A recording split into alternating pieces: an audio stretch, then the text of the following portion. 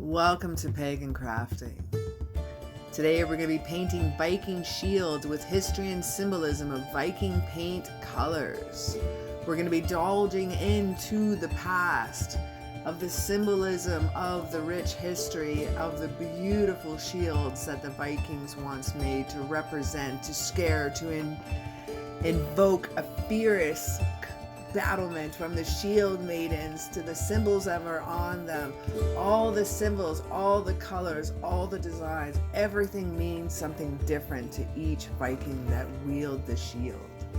Join me today for Pagan Crafting and let us have some fun.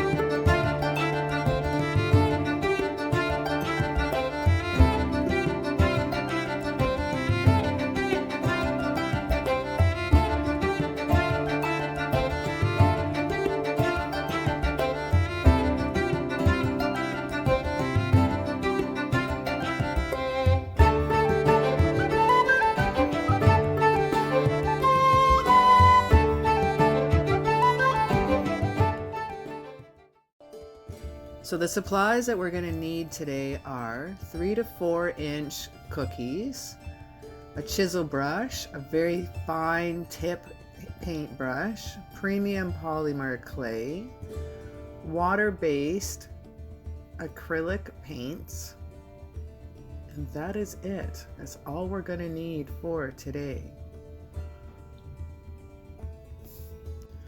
So what we're going to make first is called the boss. It's the center of the shield, and we're going to make that from polymer clay and then paint that. I'd like you to use 2 different sizes of balls.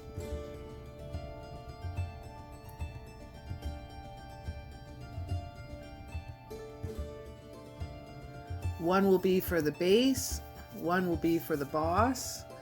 Then we're going to roll out a little snake, and that's going to be used for the little rivets, I guess you would say. So just squishing this down, that's going to be the base of the boss.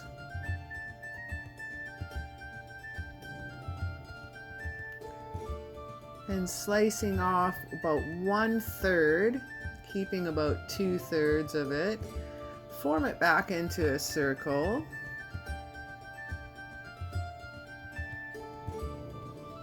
And then you're going to start turning it in. Turning out the sides, spreading out the sides.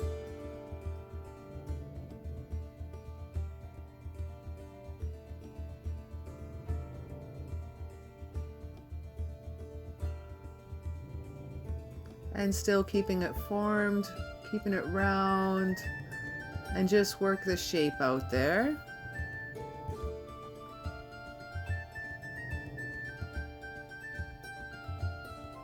And center that on our base plate.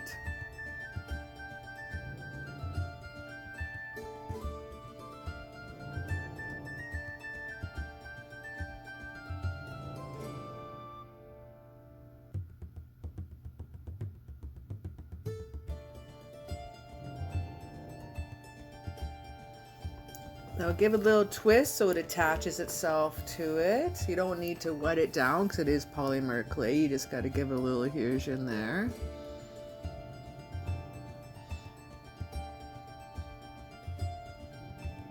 I think I'm going to make the base a little bit bigger. I need room to put the little rivets around the edge.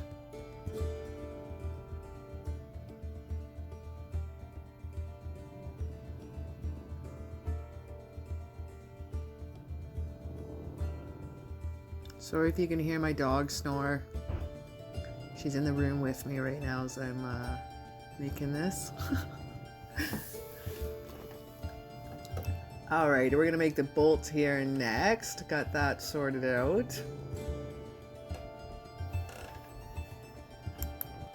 Now cutting off 6 pieces for the little rivets, or whatever you like to call them.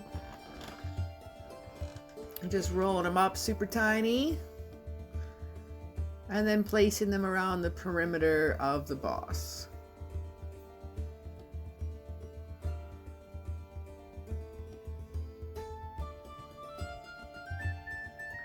That one's a little small, so I'm just going to cut one just a little bit bigger.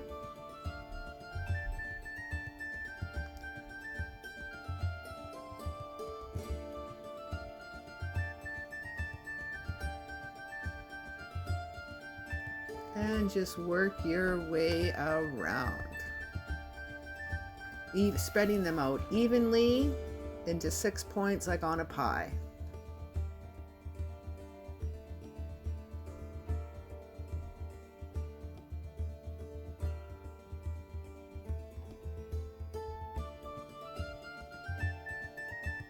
They're so tiny, holy smokes. There we go.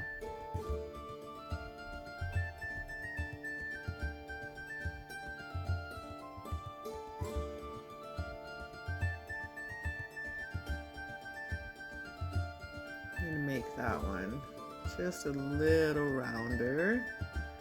I got a little bit too oblong. Oh, they're so tiny.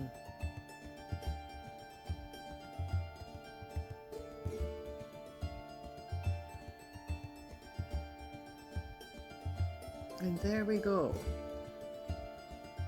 So those would be ready to cook. So depending on your clay, mine is just a touch under 200 degrees for 30 minutes. And we're going to be painting those silver and black.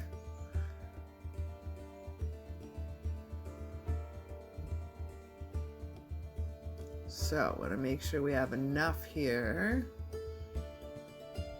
I always make one extra, but I'm painting 9 of them today.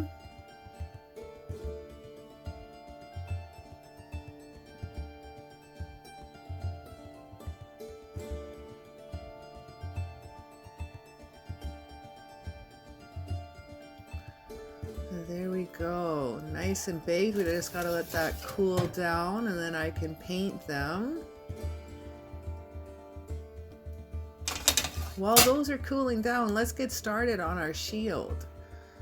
So when I first cut these, I cut them all at an angle because I was being all artistic and I was working on other projects, and now they're not perfectly round because I cut the slices on an angle with my chop saw. So we're gonna draw a little circle on first to kind of start a little path here.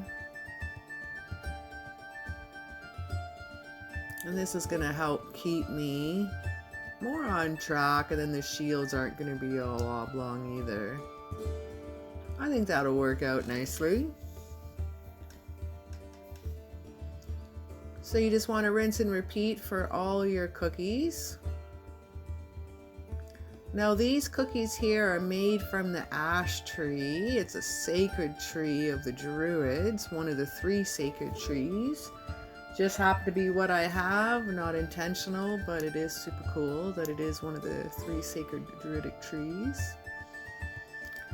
We're gonna start off with Lagertha's shield. So we're gonna mix some blue. Lagertha's a shield maiden known for the Saxo Grammatis in the early century CE. She is the first wife of Ragnar Rothblack, a legendary Viking king said to have lived during the 9th century CE. Brave and skilled, she was twice responsible for ensuring victory in Ragnar in battle. Now, what does Lagertha's shield mean? Now, the color itself is with the blue.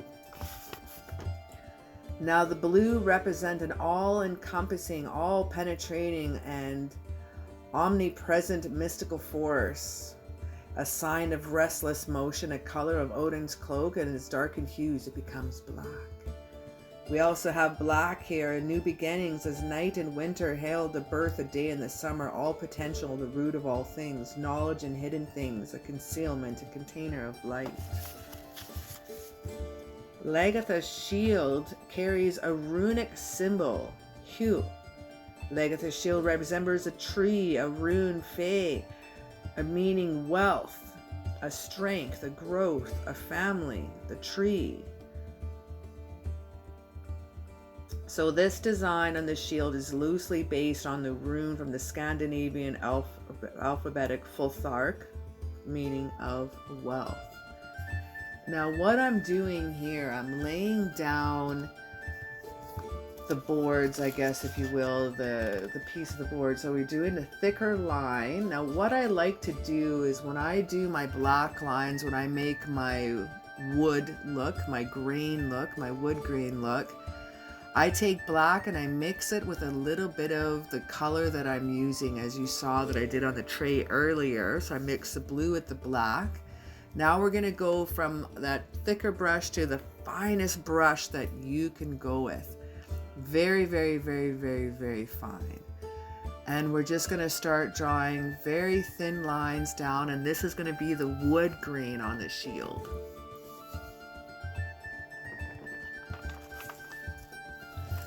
Now throughout this video, I'm going to be going through the color meanings, the color correspondence to each shield. Now this isn't today's meanings. This isn't modern meanings. This isn't color psychology. This isn't magic candle colors. This is the time, the color symbolism of the Norse era. So every color I'll slam on here today is true to what they believe the color represented to them, especially through shields.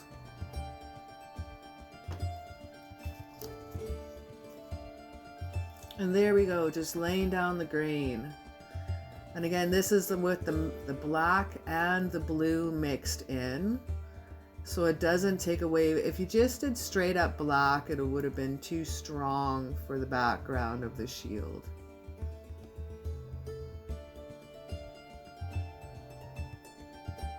There's no right or wrong here, just have some fun, throw down some knot work here and there, and then just lay the line squiggly all around it. Each one of these shields, I'll be doing a wood grain on it. There we go. It just really sets it off and it makes a total difference.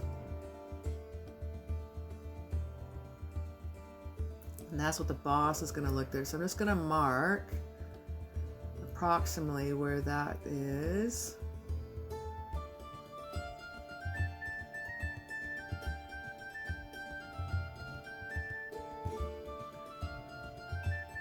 Being a woman myself and an ex-military, ex-infantry, I had to start off with Lagertha shield.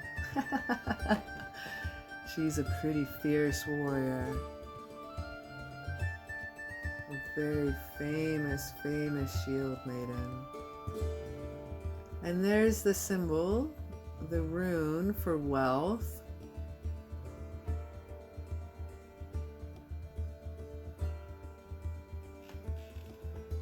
And strength and growth and family tree. So that's what she sported during battle. Now I'm going to paint the boss of this black. Some of them will be black and some of them will be silver. Depends on the shield. We'll let that dry. All right. Now we have Bjorn. Oh, he's so handsome. He's the one on the left. Ragnar was the one on the right, Lagertha's husband. So we have the beginnings of this shield here. And now it was derived from his father's shield. Out of respect, he painted it with the same color red. Now, with colors and runes or symbols, Vikings believed it would hopefully bring them victory in battle. Now, with the red, it was not significant which colors the Vikings used on their houses, but some colors were rarer than others and were costly and imported from long distances. We know that the symbolism of color is enormously important in all cultures. Red, white, and black are some of the most common and have similar symbolism among numerous cultures.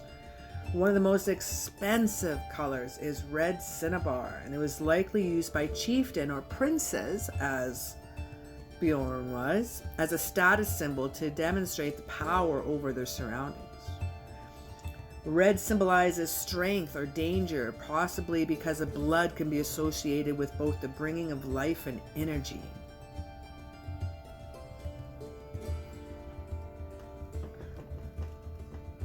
And then just laying in again, laying in the gentle lines for the background of here. Strong colors signaled and distinguished status even. To paint something was undoubtedly a way to bring status. Painting things with strong colors was extremely rare. And we know that those times it was done by those who could afford paint. And because the pigments came from such far away.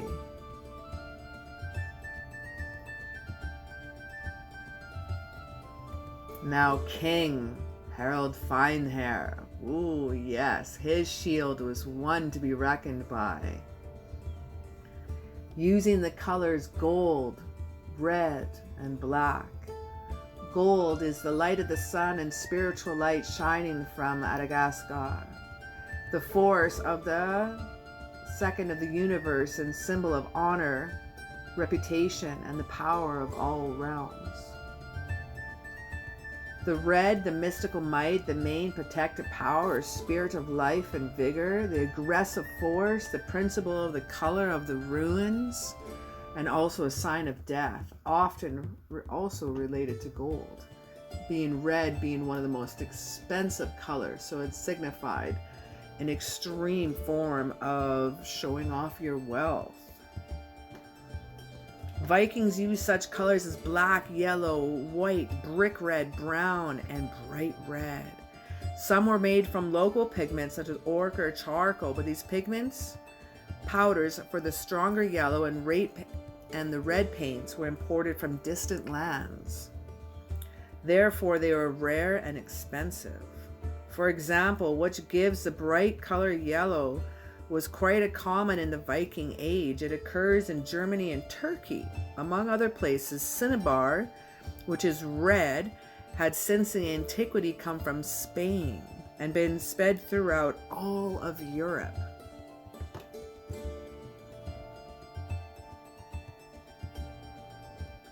Even though some of the evidence of how the Vikings used color is sparse, archaeologists are fairly sure they have nailed down some key points when it comes to colors. They know that the Vikings used bold colors and can be seen. They also know that the Vikings used color pigments from numerous sources, such as ochre, charcoal, and blended together around a binding, and they were blended together along with a binding agent so the color adhered to the material. Common binding agents were milk products, eggs, and linseed oil. Now, one fun fact about their paint, they didn't water it down with a black or white. They kept the colors pure the way they were, and that's why they believe they stand the test of time so well.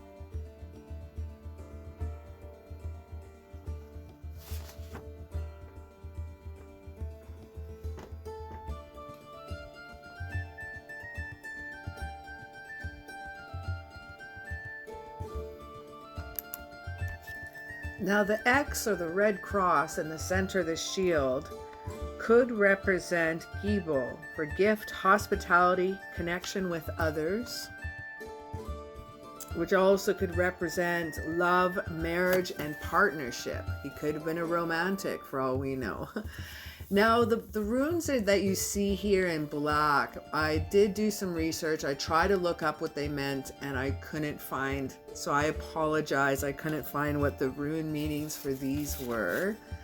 I really hunted for about a week, and I decided it might have just been TV land. I'm not sure, but this is from the Viking show. But this one, for example, with the arrow pointing up, is Tur, for the meaning of the warrior, which is also pronounced Tiawas, which represents discipline, warrior, justice, truth, as well as honor, creation, action.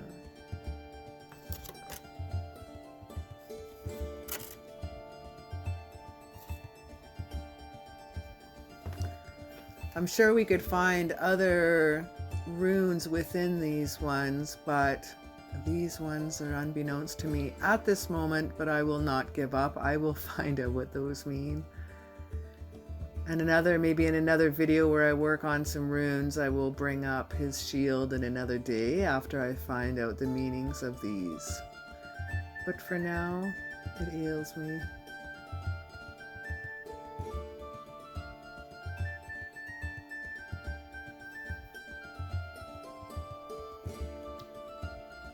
Just about done here with King Finehair's amazing shield.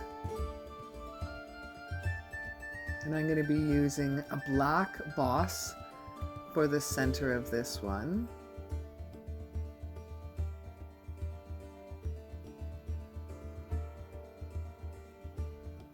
Now we're going to get into some more blue. Blue, remembering the all-encompassing, the all-penetrating, the omnipresent mystical force, the sign of the restless motion and the color of Odin's cloak. The blue in our culture represents a calming, a water, a peaceful, but for them it was fierce. It was power.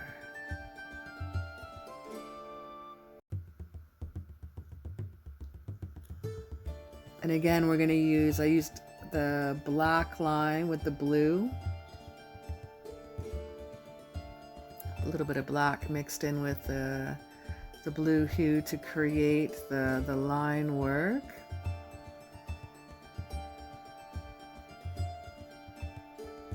It's a really good trick when you're painting eyes as well too. Always mix in a little bit of the color that you're painting in with the black. Tones it down a little bit, it's not so fierce. And we're going to paint a triad on this one. So I'm going to sketch that out first.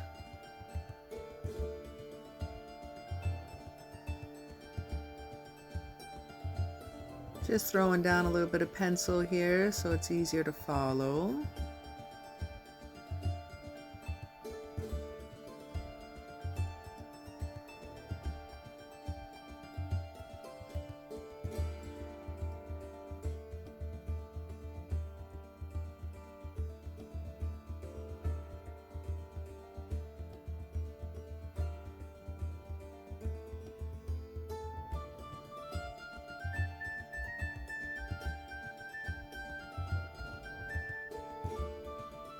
And just using the small miniature boss as a marker as I draw it along.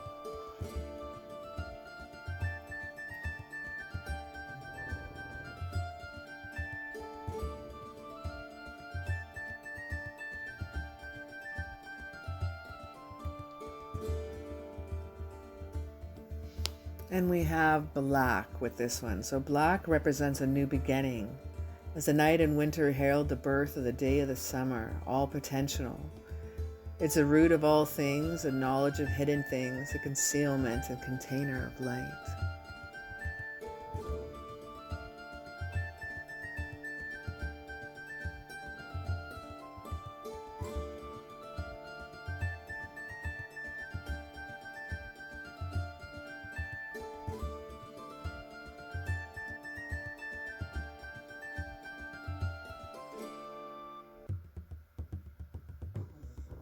Now I will join in here and there for commentary throughout this video, but please enjoy most of this video without commentary. I will, in the beginning of each shield, for the rest of the shields to come, lay down what each color coordinating meaning is.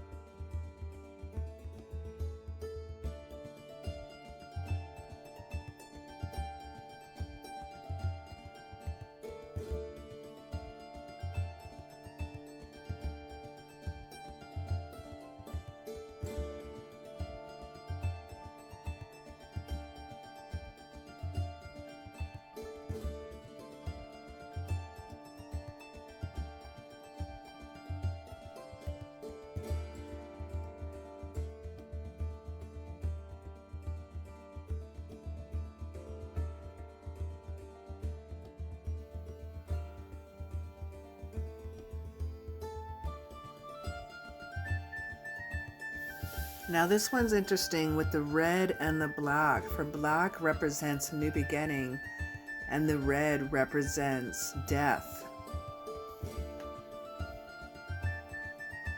Maybe their version of a yin and yang. Again, I mixed red with a touch of black.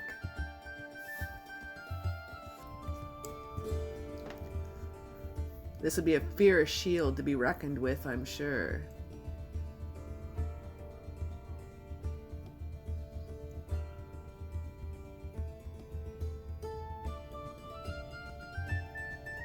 Laying in some knot work. I love doing knot work when you do the wood grain look.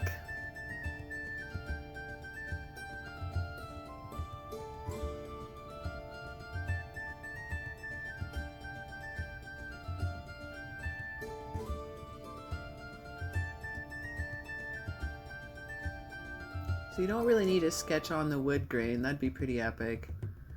But just lay it out however it plays out. It's nature, no right or wrong.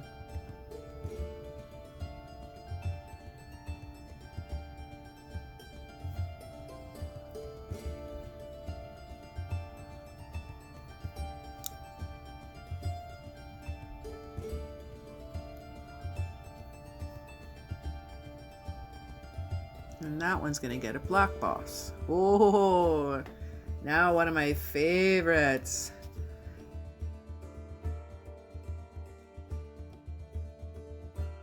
Aegishjalmur. Oh, there we go.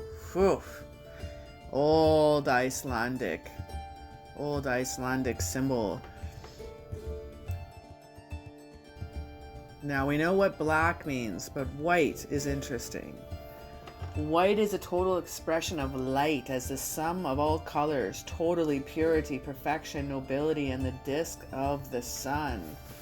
White was also interesting too because archaeological studies show that white is often associated with life, for it is connected with milk or the man's seed, as opposed to black, which is associated with death, that they believe, but in Viking they associate it with new beginnings.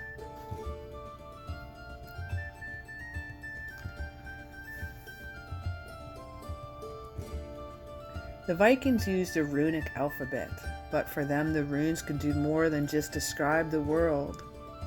In the hands of a rune master, they could be used to shape the world through magic. The name, it can be broken down into two parts, meaning Aegishjalmur, meaning coven, helm, meaning covering. Aegishjalmur was a symbol of protection. According to the grimoire, warriors can draw the symbol on their forehead to invoke the favor of their gods to ensure bravery and success in battle. It is composed of 8 branches resembling radiant triads around the central point. The central point could represent the thing that is to be protected, the tridents being the offensive means of this protection. It is believed that it composed of 2 runes, the Eliahas for protection and defense, and Issa for ice or freeze. A very ancient symbol of protection.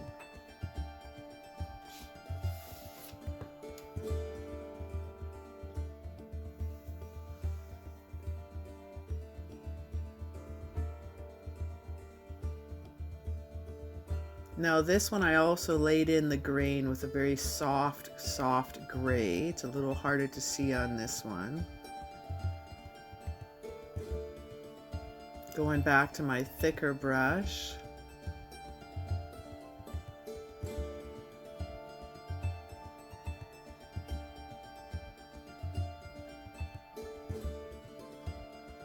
And just touching up any little ends.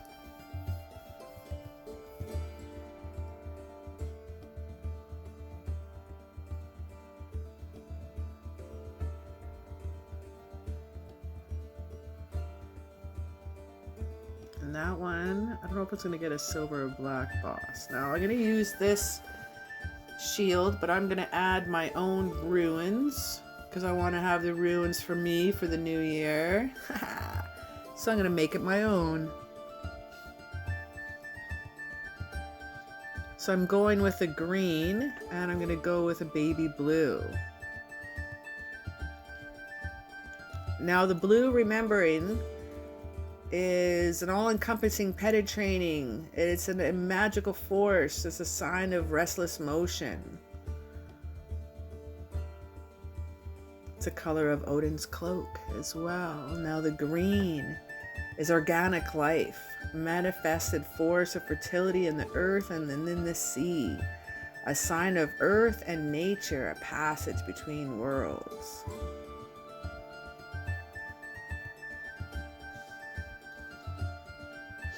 Now this one I'm alternating the wood grain on the wood color. So I'm doing the light gray blue with the blue grain, with the wood grain.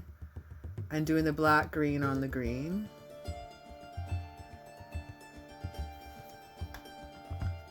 So the 4 runes that I've chosen for myself, starting from the left, Fehu,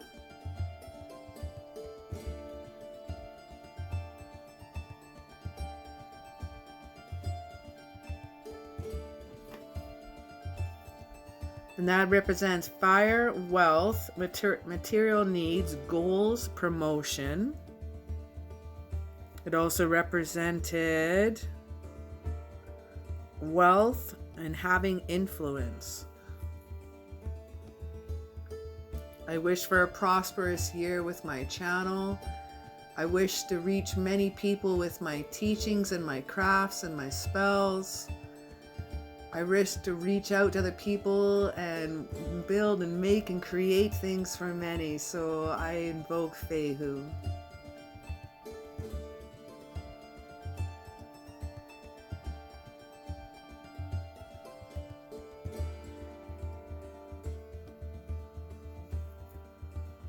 Our next one is Jera, for harvest, years, cycle, for cycles of life. It's for change, it's for rewards, it's to set in motion.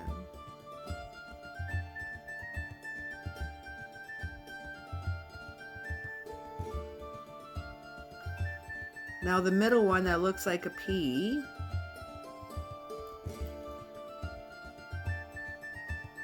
that was Winjo, for joy, success, recognition, and contentment.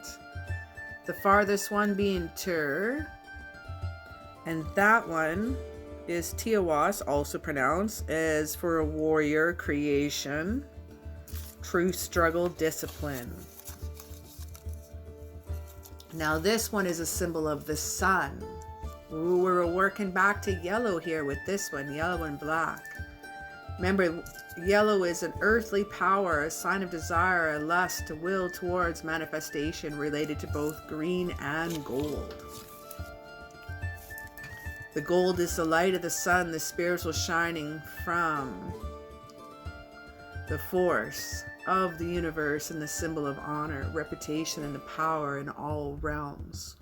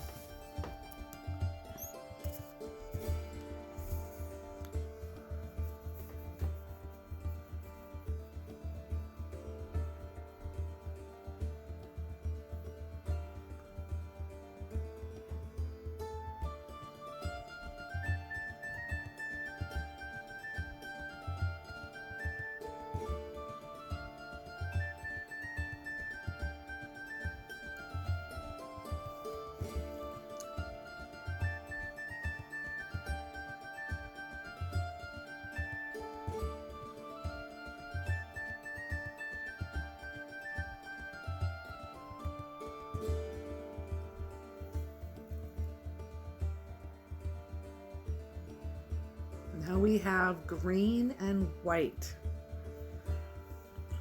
Again, green being organic life, manifested force of fertility, the tree, strength, growth, wealth. In the earth and the sea, the sign of earth and nature, the passage between worlds. The white represent the total expression of light in the sum of all colors, totally purity, perfection, nobility, the disk of the sun.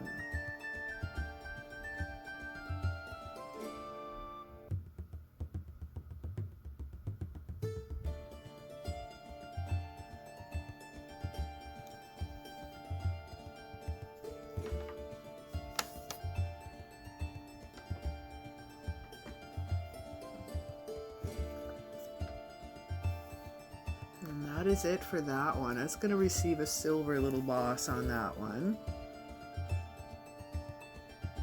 And then what we have left is the outskirts. So I framed each shield in silver paint. And then I took a little black circles and made the rivets, for lack of a better words. I glued on each boss with Gorilla Gel glue. This one received a silver boss. Quite stoked how that turned out.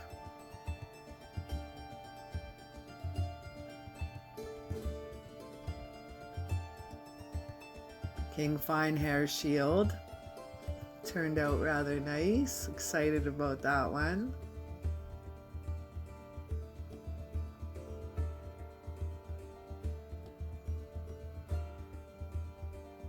Now these you could use all year round. This isn't just for your Yule or your tree or for December.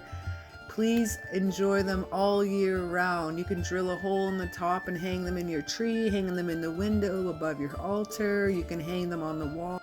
Well, I want to thank you so very much for chilling out with me today. It's been an honor and a pleasure to hang out with you. Throw me down a little like up and subscribe and ring that bell so you know when the next Pagan Crafting comes out. Have yourself an absolutely magical day.